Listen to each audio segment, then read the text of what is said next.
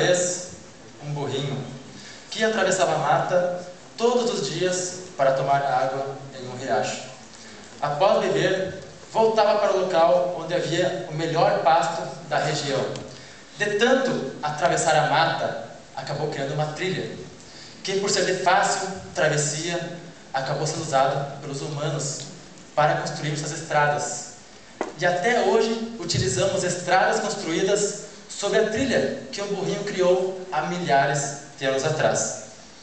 Boa tarde, jurados. Boa tarde, companheiros e companheiras. O estresse é considerado o mal do século, pois esse assassino silencioso atinge toda a população mundial. Mas, na minha opinião, o mal do século é o desperdício. E o que mais me preocupa não é o desperdício do desmatamento e nem do não aproveitamento do lixo. O que mais me preocupa é o desperdício da alma. Desperdiçamos energia em trabalhos que não nos satisfazem. Desperdiçamos ideias porque temos medo de tentar e falhar. E assim desperdiçamos nossas vidas com arrependimento dos sonhos não realizados.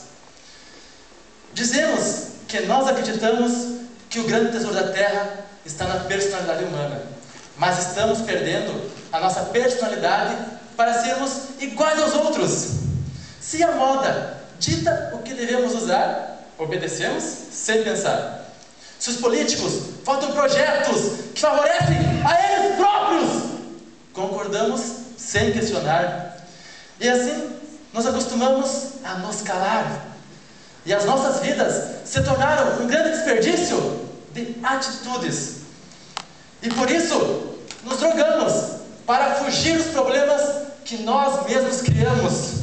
Pois não nos importa que os problemas sejam despertadores que acordam as pessoas para a vida. Pois não queremos acordar. Preferimos ficar deitado eternamente em berço esplêndido do que tentar ser diferente. Isso porque ser a mudança não é nada fácil.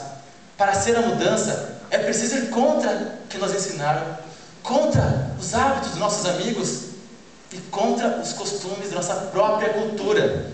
E na primeira dificuldade, perdemos a convicção da mudança.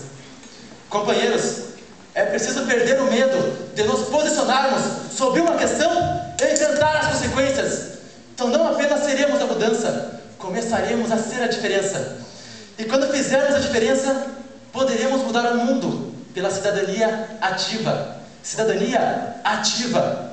Um dos maiores exemplos de cidadania ativa é a desobediência civil, pois os governos devem ser de lei sim, mais que de homens, mas os homens só têm o dever moral de obedecer às leis se essas leis forem justas.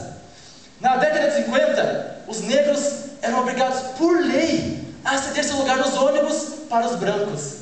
Rosa Parks recusou-se, foi presa, porém seu exemplo foi usado pelo pastor Martin Luther King para mudar a situação dos negros. Martin Luther King apanhou, foi preso e no fim acabou morto a tiros por opositores radicais. Então acharemos que isso é coisa de outro mundo, que nunca seríamos assim. Mas milhares de pessoas nos provam o contrário. E uma delas é Léo Mainardi, de Porto Alegre. Léo é o tipo de pessoa que costuma dar um conselho para aqueles que estacionam seus carros em vagas para deficientes, pois tem uma dura vida com sua filha cadeirante. Mas, por uma observação dessas, acabou sendo golpeado com uma barra de ferro e ganhou um coágulo em sua cabeça.